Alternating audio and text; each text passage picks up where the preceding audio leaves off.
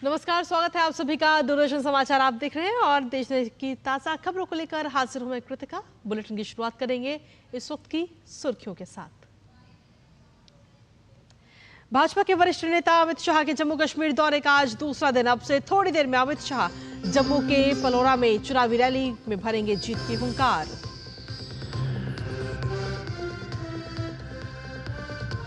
बिहार दौरे पर गए केंद्रीय स्वास्थ्य मंत्री जेपी नड्डा आज दरभंगा और मुजफ्फरपुर में मेडिकल कॉलेज में सुपर स्पेशलिटी ब्लॉक का करेंगे उद्घाटन। पटना में स्वास्थ्य मंत्रालय के अधिकारियों के साथ करेंगे बैठक।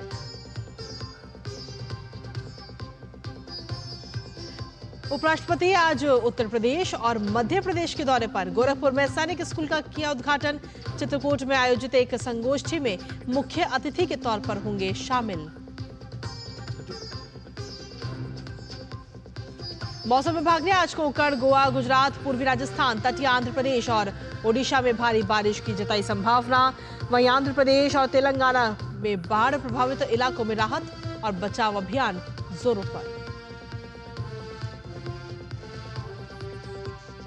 खेल की खबरों में पेरिस पैरालंपिक में भारत को मिला 27वां पदक। शॉटपुट में नागालैंड के होकाटो ने जीता कांस्य।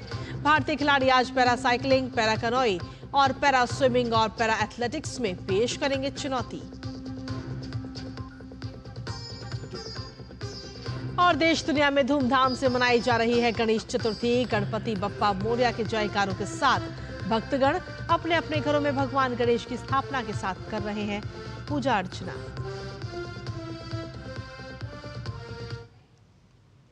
तो ये थी अहम सुर्खियां और सुर्खियों के बाद अब खबरों में विस्तार से बात करेंगे, जहां केंद्रीय गृह मंत्री और भारतीय जनता पार्टी के वरिष्ठ नेता अमित शाह के जम्मू कश्मीर दौरे का आज दूसरा दिन है। अब से थोड़ी देर में अमित शाह जम्मू के पलोरा में रैली को संबोधित करेंगे। इससे पहले अमित शाह ने बीते कल जम्मू में भाजपा का संकल्प पत्र जारी किया था। आपको बता दें कि जम्मू कश्मीर में 3 चरणों में विधानसभा चुनाव होंगे। पहले चरण का मतदान 18 सितंबर को और दूसरे और तीसरे चरण का चुनाव 25 सितंबर और 1 अक्टूबर को होगा, जिसके बाद में मतगणना 8 अक्टूबर को होगी। जम्मू कश्मीर में 10 साल के अंतराल के बाद विधानसभा चुनाव हो रहे हैं।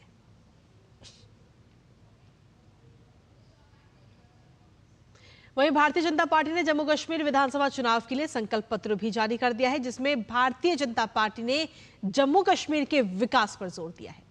भारतीय जनता पार्टी के संकल्प पत्रों की जमकर सराहना की जा रही है। हमारे संवाददाता रमा त्यागी ने लोगों से इस पर खास बातचीत की है। क्या कुछ कहना है वहां की आवाम का, आपको सुनाते हैं। जम्मू कश्मीर में विधानसभा चुनाव को लेकर उत्साह जोरों पर है। बीजेपी ने अपना संकल्प पत्र जारी किया है। क्या कुछ खास है इसमें, यही जानने की कोशिश करेंगे। घोषणा पत्र है, कहीं ना कहीं मुझे लगता है कि हर किसी वर्ग के लोगों को ये कहीं ना कहीं टच करता है। उसमें सबसे इम्पोर्टेंट चीज़ है स्टूडेंट्स। जम्मू कश्मीर से जो स्टूडेंट्स यूपीएससी की तैयारी करने के लिए बाहर जाते थे, उनका ट्रैवलिंग अलाउंस या उनका जो रहने पीने का कहीं ना कहीं गवर्नमेंट ने वो इंक्लूड किया। हमारी जो बहनें थी मैरिज असिस्टेंस के तहत जो उनको मिलता था, तो 18,000 कर दिया है। जॉब्स जो है 5 लाख इसमें इंक्लूड किया गया है। इंफ्रा की बात करूँ मैं, आपको टूरिज्म की बात करूँ, इंफ्रा में टनल्स जो है, वहाँ पे टनल्स का भी जिक्र किया हुआ है। टूरिज्म जो है, टूरिज्म को बढ़ावा देने की कोशिश हो रही है। आई कैन से हर किसी वर्ग के लोगों को कहीं ना कहीं ये टच कर रही है। कुछ आम लोगों से भी बात कर लेते हैं और उनसे जानते हैं कि किस तरह से ये जो घोषणा पत्र है उनकी अपेक्षाओं पर खरा उतरता है। पहले तो एक बड़ा इशू था श्रीनगर में जो ट्रिपल तलाक का था, और वो काफी लोग उससे अप्रिशिएट करते हैं हमारे पीएम साहब को। यूथ को काफी, हमें यूथ को उसके साथ काफी उम्मीद है, काफी नौकरी यहाँ पे जॉब्स भी यूथ को मिलेंगे और हालात भी यहाँ पे काफी ठीक हो गया। आपने देखा कि जम्मू कश्मीर में अब स्टेबिलिटी है और साफ स्पष्ट एक जवाब दिया गया पाकिस्तान को, और जो हमेशा यहाँ का पीस खराब करने में लगे हैं, अब जो भी टेररिज्म को यहाँ पर सपोर्ट करेंगे, जो भी टेररिज्म को शेल्टर देंगे, उनको बख्शा नहीं जाएगा। दफा 370 वो अब कह रहे हैं अब ये वापस आएगा। मुझे नहीं लगता ये कुछ पूरे जम्मू कश्मीर की आवाम को पता है वो कभी वापस आ ही नहीं सकता। जो मुर्दे को दफनाया गया वो दफन हो गया, वो खत्म हो गया। आवाम डेवलपमेंट चाहती है, आवाम पीस चाहती है जो आजकल है। अपने संकल्प पत्र में भाजपा ने जम्मू की विकास की बात तो की ही है, तमाम वर्गों की इच्छाओं और आकांक्षाओं को ध्यान रखने की बात भी कही है और इसके साथ ही 370 की वकालत करने वाले दलों पर करारा निशाना भी साधा है। कैमरामैन उमर के साथ रमा त्यागी, डीडी न्यूज, श्रीनगर। और वहीं केंद्रीय मंत्री और भारतीय जनता पार्टी के राष्ट्रीय अध्यक्ष जेपी नड्डा बिहार के दौरे पर हैं। जेपी नड्डा ने आज तख्त श्री हरमिंदर जी पटना साहिब गुरुद्वारे में माथा टेका और अरदास की। इस मौके पर प्रदेश अध्यक्ष दिलीप जायसवाल, डिप्टी सीएम विजय सिन्हा, सम्राट चौधरी और विधानसभा स्पीकर नंद किशोर यादव भी उनके साथ मौजूद रहे। साथ ही आपको बता दें कि जेपी नड्डा बिहार दौरे के दूसरे दिन कई महत्वपूर्ण स्वास्थ्य परियोजनाओं का भी उद्घाटन करेंगे। वो दरभंगा में एक सुपर स्पेशलिटी अस्पताल का उद्घाटन करेंगे, वहीं मुजफ्फरपुर में सुपर स्पेशलिटी ब्लॉक का भी उद्घाटन करेंगे। सुपर स्पेशलिटी ब्लॉक में इलाज शुरू हो जाने के बाद बिहार की जनता को बड़ी राहत मिलेगी। जेपी नड्डा पटना में स्वास्थ्य मंत्रालय के अधिकारियों के साथ बैठक भी करेंगे। वहीं पश्चिम बंगाल के राज्यपाल सीवी आनंद बोस ने राज्य विधानसभा द्वारा पारित बलात्कार रोधी विधेयक को विचार करने के लिए राष्ट्रपति द्रौपदी मुर्मू के पास भेज दिया है। राज्यपाल सीवी आनंद बोस ने राज्य सरकार से अनिवार्य तकनीकी रिपोर्ट मिलने के बाद इसे आगे बढ़ाया। हालांकि उन्होंने विधेयक में कई खामियां भी बताई हैं। उन्होंने कहा कि पहले तो बिल के साथ भेजी जाने वाली टेक्निकल रिपोर्ट नहीं दी गई। मेरी आपत्ति के बाद मुख्य सचिव ने टेक्निकल रिपोर्ट सौंपी, लेकिन विधानसभा में डिबेट का टेक्स्ट और उसका ट्रांसलेशन अभी भी नहीं पहुंचाया है। ममता सरकार को जल्दबाजी नहीं करना चाहिए। राज्यपाल ने कहा कि बिल को देखकर पता चलता है कि बिल जल्दबाजी में पारित कराया गया है। राज्यपाल ने सरकार को चेतावनी देते हुए कहा कि जल्दबाजी में काम ना करें। बॉस ने जोर देकर कहा कि लोग महिला डॉक्टर के लिए न्याय चाहते हैं। साथ ही उन्होंने कहा कि राज्य सरकार को प्रभावी ढंग से काम करना चाहिए। लोग बिल के लागू होने तक इंतजार नहीं कर सकते, वो न्याय चाहते हैं और उन्हें मौजूदा कानून के दायरे में न्याय मिलना चाहिए। सरकार को प्रभावी ढंग से काम करना चाहिए। साथ ही राज्यपाल ने सरकार को बिना सोचे समझे जवाब देने के बजाय अपना होमवर्क करने की भी सलाह दी है। दरअसल आपको बता दें कि पश्चिम बंगाल विधानसभा ने 3 सितंबर को सर्वसम्मति से अपराजिता महिला और बाल विधेयक 2024 पारित किया था, जिसमें बलात्कार के दोषियों के लिए मौत की सजा का प्रावधान किया गया है। साथ ही अन्य अपराधियों के लिए पैरोल के बिना आजीवन कारावास की सजा का भी प्रावधान इसमें किया गया है। वहीं हिमाचल प्रदेश के शिमला के संजौली मस्जिद में अवैध निर्माण के आरोपों पर आज अहम बात होगी और ये मामला आपको बता दें कि नगर निगम शिमला के आयुक्त भूपेंद्र अत्री सुनेंगे। आपको बता दें कि नगर निगम शिमला के दफ्तर में पूरे मामले की सुनवाई होगी। वहीं देश के कुछ जनपदों में जहां भेड़ियों के इंसानों पर हमले की खबर है, वहीं चंदौली जिले के चकिया कोतवाली क्षेत्र में अज्ञात जंगली जानवर ने ग्रामीणों पर हमला बोल दिया।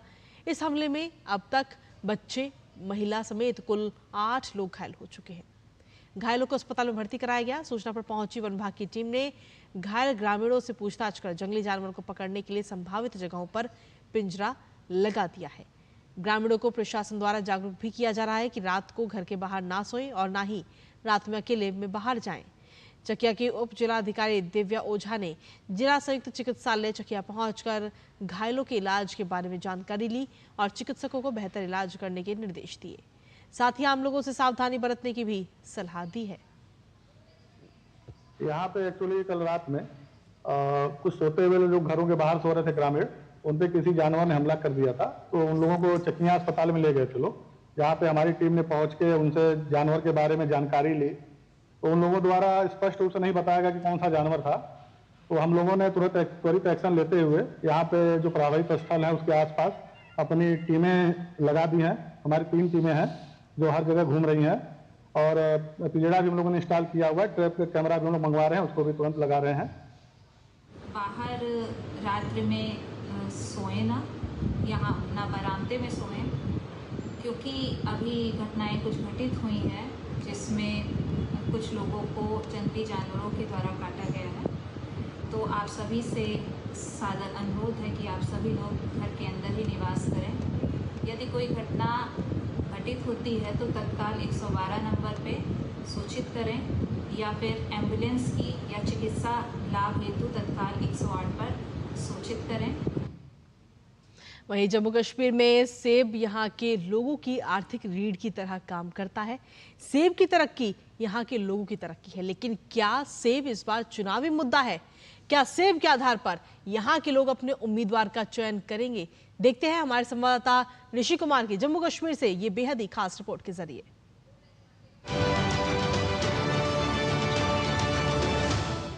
देश में 85% सेब पैदा कर जीडीपी में अहम योगदान देने वाले जम्मू कश्मीर के 7 लाख से ज्यादा बागवानों को घाटी के राजनेताओं ने आज तक सेब की तरह ही सुर्ख सपने दिखाए हैं। हकीकत में दुर्गम पहाड़ी इलाकों में सेब उगाने वाले किसानों के लिए जमीन पर आज भी समस्याओं के पहाड़ हैं। सबसे बड़ा मुद्दा यहाँ सेब के लिए grading machine, anti hail net gun, खराब गुणवत्ता की दवाएं, मंडीकरण, मूल्य संवर्धन का ढांचा न होना और वायरस वाली पौधे। इसके अलावा भी बागवानों की कई समस्याएं हैं जो चुनावी मुद्दा तो बनती है लेकिन खत्म नहीं होती। हमारे डिस्ट्रिक्ट में एक ज़बरदस्त जो नेचुरल कैलेमिटी आई, जिसकी वजह से वो ओले गिरे, एक तूफान आया। इसमें टिविन डिस्ट्रिक्ट, कुलगाम और शुपियां के 80 विलेजेस इसमें बुरी तरह इफेक्ट हुए। एक तो इस साल का सेब वो पूरी तरह डैमेज हो गया, दूसरा कि एप्पल ट्रीज प्लांट जो है इनको भी डैमेज हो गया। हम चाहते हैं कि सरकार जो है, जो आने वाली हमारी सरकार बनेगी, किसी भी दल की बने, हमारे यहाँ पे जो ये एप्पल प्रोडक्शन है इसको आप सिक्योर कीजिए, सेफ कीजिए। हम गुजारिश करते हैं जो भी यहाँ पे पॉलिटिकल पार्टीज है वो भी हमारे जो इस इशू है, जो हमारे इस पर खर्चा आता है, इसके लिए जो किसान के जो हमें केसीसी होता है ये हमें माफ़ हो जाए। यहाँ पे चूंकि इलेक्शन का माहौल है, पॉलिटिकल लीडर्स, पॉलिटिकल पार्टीज को इसके रिलेटेड जो है सरकार पे दबाव बढ़ाना चाहिए, उनके कोई ऐसी पॉलिसी मरतब करनी चाहिए जिससे इंपोर्ट ड्यूटी बढ़ जाए। बागवानों का एक बड़ा मुद्दा केंद्र शासित प्रदेश में सेब के लिए बड़ी मंडी का नहीं होना भी है। सेब यहाँ से स्थानीय मंडी के जरिए एक्सपोर्ट होना चाहिए, जबकि हो उल्टा रहा है। बाहर के मुल्कों से भी माल आ रहा है हिंदुस्तान, हमारे हिंदुस्तान में, तो उससे भी कश्मीर के ग्रोवरों को बहुत नुकसान हो गया है। हमने सरकार से ये भी कहा है कि यहाँ जो बाहर का माल आ रहा है उसमें टैक्सेस कम होते हैं, तो उस पर भी सरकार ने मान लिया है और उसमें जो हमारे ग्रोवर को अब रेट आ रहे हैं अच्छे तरीके से आ रहे। आजादी के बाद से आज तक सेब के बाग तो बढ़े, लेकिन राजनीतिक इच्छा शक्ति नहीं होने से बागवानों की समस्याएं नहीं घटी। इसके अलावा मौसम की बेरुखी यानी ओलावृष्टि और तूफान के कारण हर साल 20% फसल बर्बाद हो जाती है। अब सरकार से, गवर्नर इंतजामिया से भी ये चाहते हैं, या नई सरकार जो बनेगी, हम चाहते हैं कि क्रॉप इंश्योरेंस स्कीम जो है कश्मीर में, को क्रॉप इंश्योरेंस स्कीम को लागू होना चाहिए। पूर्ववर्ती जम्मू कश्मीर की सरकारों की भागीदारी नहीं होने से इतना सेब पैदा करने के बावजूद जम्मू कश्मीर विदेश में केवल कुछ लाख टन ही बेच पा रहा है। ग्रेडिंग के लिए मशीन नहीं होने से सेब सीधा दिल्ली की आजादपुर मंडी जा रहा है और वहीं से बांग्लादेश या फिर कभी कभार अमेरिका एक्सपोर्ट होता है। यहाँ के बागवान आज भी सेब की ग्रेडिंग हाथ से ही करते हैं। सेब के किसानों को चुनाव के बाद नई सरकार से काफी उम्मीदें हैं। निश्चित तौर से इनके जीवन में जो सेब है ये चाहते हैं कि वो सेफ हो, तो यही संकल्प के साथ कि इस बार के जो चुनाव हैं इनमें इन्हें कुछ ना कुछ ज़रूर ऐसा मिलना आएगा या मिलना चाहिए जिससे कि इनकी जो कृषि है उन्नत कृषि हो और इनका जीवन आगे बढ़े। विधानसभा चुनावों में ज़रूर एक मुद्दा है और इस मुद्दे को ये लोग अब चाहते हैं कि उसको आगे रखेंगे। कैमरामैन अनिकेत के साथ ऋषि कुमार, डीडी न्यूज़, शोपियां।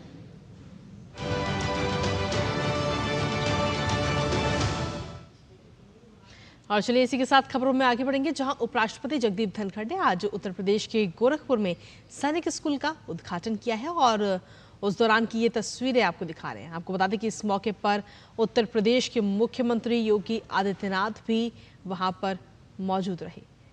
तो सैनिक स्कूल का जो उद्घाटन किया गया, आपको बता दें उपराष्ट्रपति जगदीप धनखड़ उत्तर प्रदेश के दौरे पर है, जहाँ गोरखपुर में सैनिक स्कूल का उद्घाटन उन्होंने किया है और पौधारोपण करते हुए भी नजर आए हैं। ये बेहद ही खास तस्वीरें भी आपको दिखा रहे हैं।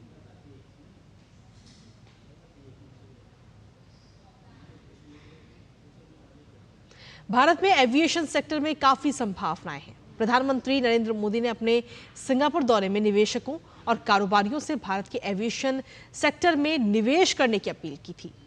भारत में ही एयरक्राफ्ट बनाने की दिशा में ठोस कदम भी उठाए जा रहे हैं। आइए देखते हैं ये खास रिपोर्ट।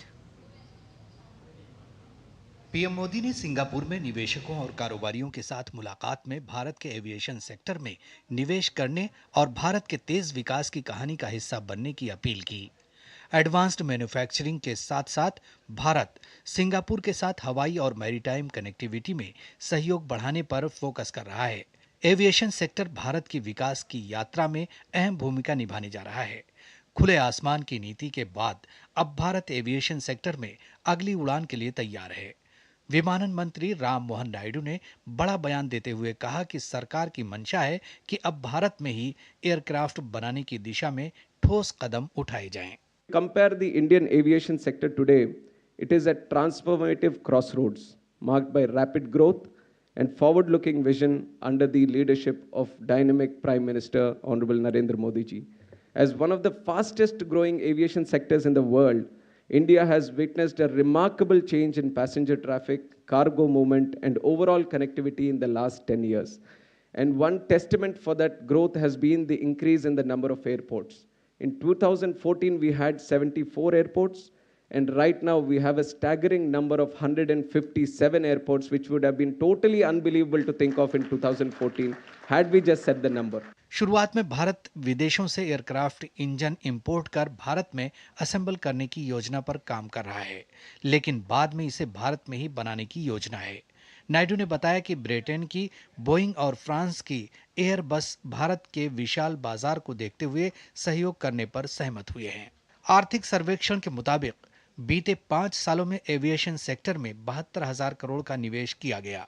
2014 के मुकाबले देश में एयरपोर्ट्स की संख्या 2 गुना बढ़कर 137 हो गई है। उड़ान योजना के तहत 100 एयरपोर्ट्स में से 85 पर काम पूरा हो चुका है। भारत का एविएशन बाजार 13% की सालाना दर से बढ़ रहा है और साल 2023-24 में 15 करोड़ से ज्यादा यात्रियों ने हवाई यात्रा सुविधा का लाभ उठाया। भारत को बढ़ते घरेलू हवाई यातायात की मांग को पूरा करने के लिए 100 से अधिक नए हवाई अड्डों और अधिक विमानन कंपनियों की जरूरत होगी। भारत में 2023 में 112 एयरक्राफ्ट की खरीदारी की गई और भविष्य के लिए 1000 एयरक्राफ्ट का ऑर्डर दिया गया है, जो दिखाता है कि भारत दुनिया में सबसे ज्यादा मांग वाला एविएशन मार्केट बना हुआ है। Bureau report, TD news.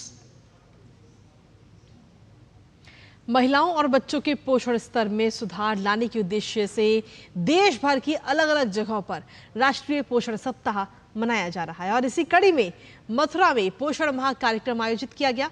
पोषण अभियान में सहयोग करने वाले सभी विभागों को प्रतिदिन गतिविधियां आयोजित कराने और उनकी फीडिंग कराने के लिए भी निर्देशित किया गया है। आइए देखते हैं ये रिपोर्ट।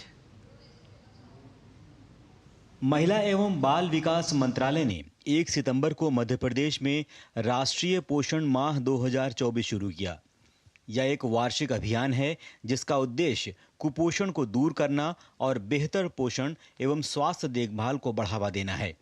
उत्तर प्रदेश के मथुरा में भी कलेक्ट्रेट सभागार में राष्ट्रीय 7वां पोषण माह का शुभारंभ हुआ। देवेंद्र शर्मा एवं शैलेंद्र कुमार सिंह ने संयुक्त रूप से जन जागरूकता रैली को हरी झंडी दिखाकर रवाना किया।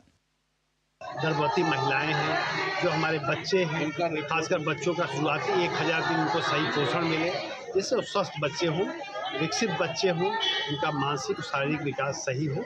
इस उद्देश्य से इस कार्यक्रम को किया जा रहा है और विगत वर्षों में भी इस जनपद का परफॉर्मेंस अच्छा रहा है। हम लोगों का प्रयास रहेगा कि इस बार हम लोग और बेहतर ढंग से समन्वित प्रयास करें और जो मंशा है कि हमारा हर बच्चा स्वस्थ हो, सुशिक्षित हो, उस लक्ष्य को हम प्राप्त कर सकें, सही आहार बच्चों को मिले।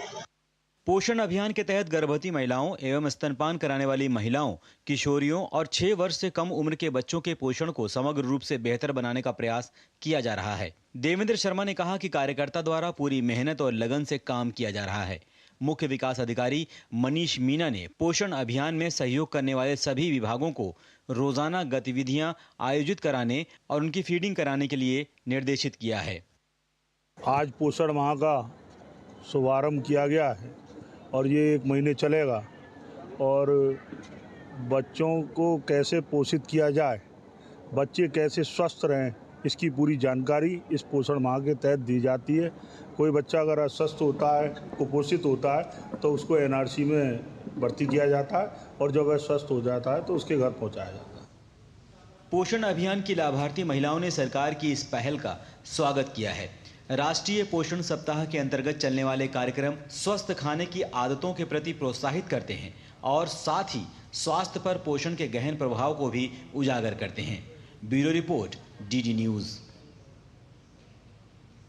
और चलिए बुलेटिन में आगे बढ़ते हुए बात अब करते हैं आज के पर्व यानी गणेश चतुर्थी की।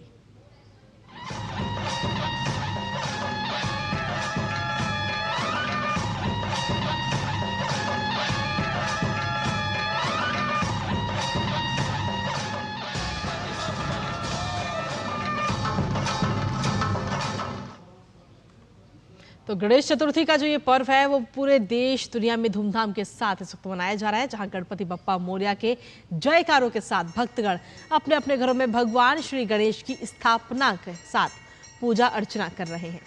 महाराष्ट्र के मुंबई में स्थित श्री सिद्धिविनायक मंदिर में आरती की गई। गणेश जी की झलक पाने के लिए सुबह से ही भक्तों का भारी तांता वहां देखने को मिल रहा है। वहीं मुंबई में लाल बागचा राजा गणपति मंदिर में भक्तों की भीड़ उमड़ी। अहमदाबाद के वस्त्रपुर में महागणपति मंदिर में भी आरती की गई। इसके अलावा कोयम्बटूर के पुलियाकुलम विनयगर मंदिर में पूजा अर्चना और दर्शन के लिए श्रद्धालु पहुंच रहे हैं। दरअसल गणेश जी को विघ्नहर्ता के रूप में पूजा जाता है और माना जाता है कि उनकी पूजा करने से सभी प्रकार के दुख और कष्टों का निवारण होता है। गणेश उत्सव का पर्व 10 दिन तक चलता है। इन 10 दिनों को गणेश महोत्सव के नाम से भी जाना जाता है। आपको बता दें कि यह पर्व 17 सितंबर को अनंत चतुर्दशी पर समाप्त होगा।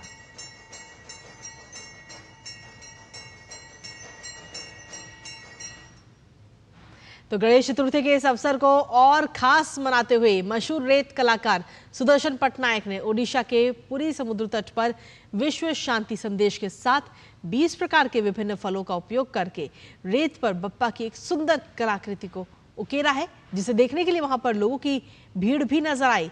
तो ये बेहद ही सुंदर कलाकृति आपको दिखा रहे हैं, रेत पर उकेरी गई सुदर्शन पटनायक के द्वारा।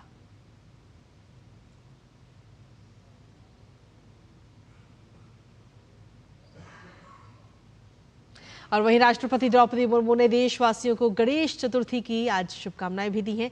राष्ट्रपति ने सोशल मीडिया प्लेटफॉर्म एक्स पर एक पोस्ट किया, जिसमें उन्होंने लिखा कि मैं सभी देशवासियों को गणेश चतुर्थी के पावन पर्व की हार्दिक शुभकामनाएं देती हूं। इसके साथ ही उन्होंने अपने इस पोस्ट में आगे लिखा कि देश के अनेक भागों में सामूहिक उल्लास से मनाया जाने वाला ये पर्व सामाजिक ऊर्जा का सुंदर उदाहरण प्रस्तुत करता है। हमारी परंपरा में भगवान श्री गणेश को मंगलदाता और विघ्नहर्ता माना जाता है। गणेश चतुर्थी के इस शुभ अवसर पर मैं ईश्वर से प्रार्थना करती हूँ कि वो आपदाओं से सबकी रक्षा करें और समृद्धि का संचार करें। गणपति बप्पा मोरया।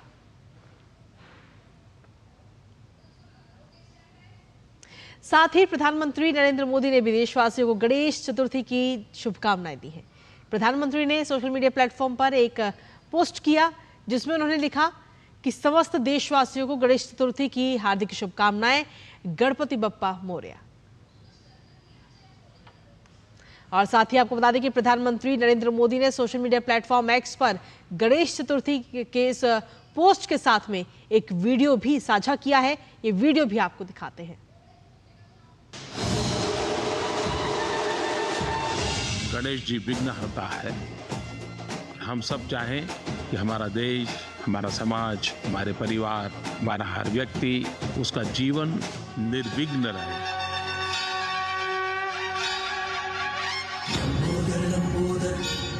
उत्सव समाज की शक्ति होता है। उत्सव व्यक्ति और समाज के जीवन में नए प्राण भरता है। उत्सव के बिना जीवन असंभव होता है। आज कई शहरों में तो ऐसा होता है कि आपको लगभग हर गली में गणेश पंडाल देखने को मिलता है। गली के सभी परिवार साथ मिलकर के उसे ऑर्गेनाइज करते हैं, एक टीम के रूप में काम करते हैं। ये हमारे युवाओं के लिए भी एक बेहतरीन अवसर है, जहां वे लीडरशिप और ऑर्गेनाइजेशन जैसे गुण सीख सकते हैं। बुद्धि और विद्या के तुम ही हो दाता, है ज्ञान भंडार तुम में समाता। गणेशोत्सव की बात करते हैं तो लोकमान्य तिलक जी की याद आना बहुत स्वाभाविक है। सार्वजनिक गणेश उत्सव की परंपरा लोकमान्य तिलक जी की देन है। सार्वजनिक गणेशोत्सव के द्वारा उन्होंने इस धार्मिक अवसर को राष्ट्र जागरण का पर्व बना दिया। लोकमान्य तिलक जी ने हमें स्वराज हमारा जन्मसिद्ध अधिकार है ये प्रेरक मंत्र दिया। लेकिन हम आजाद हिंदुस्तान में क्या सार्वजनिक गणेशोत्सव स्वराज हमारा अधिकार है, अब हम स्वराज की ओर आगे बढ़े, स्वराज हमारी प्राथमिकता हो, इस मंत्र को लेकर के हम सार्वजनिक गणेशोत्सव से संदेश नहीं दे सकते हैं क्या?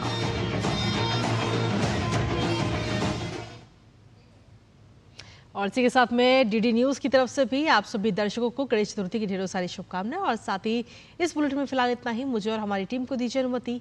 नमस्कार।